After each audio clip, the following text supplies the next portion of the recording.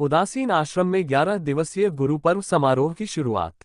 अयोध्या। उदासीन ऋषि आश्रम रानोपाली में आज से 11 दिवसीय गुरु पर्व समारोह की हुई शुरुआत। इस विशेष आयोजन में किसी भी दिन मुख्यमंत्री योगी आदित्यनाथ हो सकते हैं शामिल।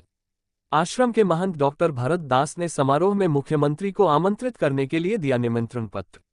आश्रम के महंत डॉक्टर भरत दास के अनुसार मुख्यमंत्री ने अपनी उपस्थित होने की दी सहमति। मुख्यमंत्री की संभावित विजिट और समारोह को ध्यान में रखते हुए आश्रम को भव्य रूप से जा रहा है सजाया। मुख्यमंत्री के साथ साथ समारोह में अयोध्या सहित देश भर से उदासीन संप्रदाय से जुड़े संत महंत होंगे शामिल। गुरु पर्व महोत्सव है। ये हमारे उत्तर पक्ष में जो भारतीय परंपरा रही है, वैदिक सनातन परंपरा रहा। हम लोग सनातन परंपरा को मानने वाले अपने पूर्वजों के प्रति, अपने गुरुजनों के प्रति कृतज्ञता का एक ज्ञापन होता है।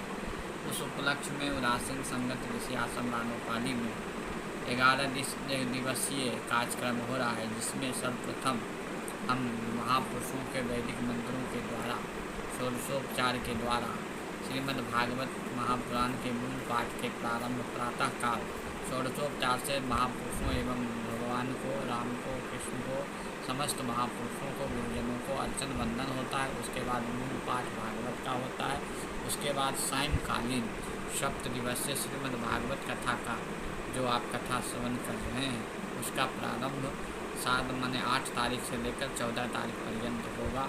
और उसके बाद हमारे अयोध्या का एवं पूरे भारतवर्ष के गण्यमान श्रीमंत महंत मंडलेश्वर नागा निर्वाण समस्त महापुरुष आएंगे, जो कि उस दिन भागवत के समाप्ति के अनंतर समष्टि भंडारा होगा। सर्वप्रथम हम लोग संतों को स्वागत अभिनंदन करते हैं। उसके बाद 15 तारीख को अखंड रामायण का पाठ होगा।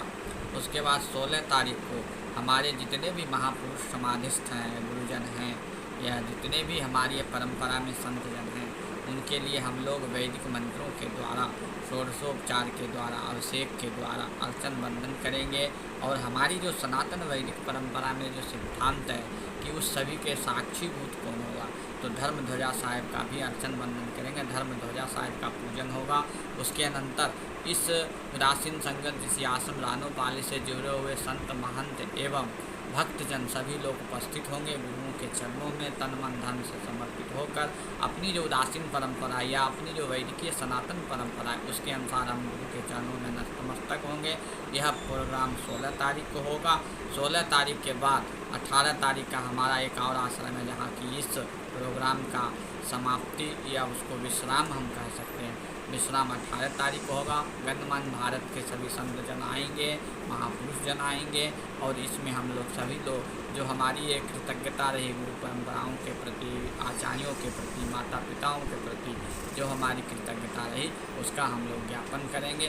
बस इतना ही कहते अपनी बात को। क्या माननीय मुख्यमंत्री जी के सामने हमने गए थे, महाराज जी से मिले, उनसे निवेदन किया।